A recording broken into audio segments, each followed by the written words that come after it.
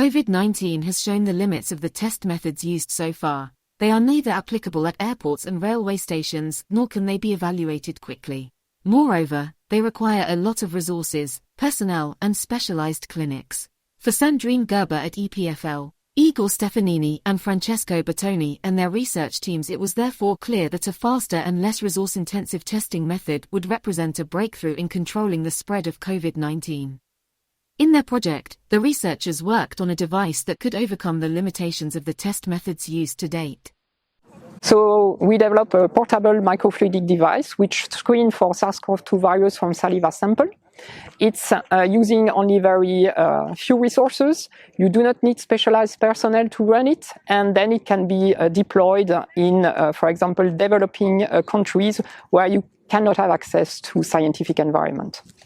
This microfluid device is a realistic prototype of a mobile, easy-to-use, and all-in-one laboratory instrument and has been developed over the last 2 years. Faster screening of travelers helps to identify and react to potential pathogens at an early stage.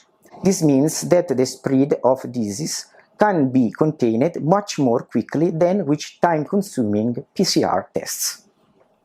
The new device not only makes the process faster, but also much easier, as large quantities of tests can be processed simultaneously with the microfluid platform.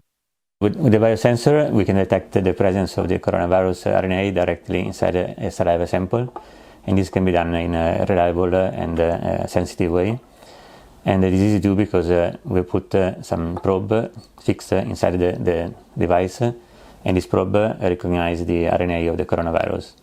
So when the virus binds the probe, it gives a signal, and we can measure the signal via fluorescence or bioimpedance.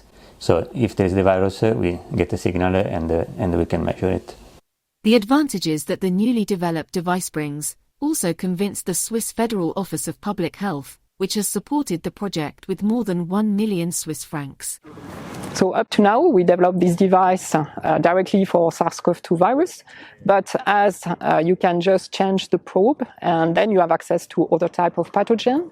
Especially, we would like to develop the system to test several pathogens from the same sample from a disease which would have the same symptomology.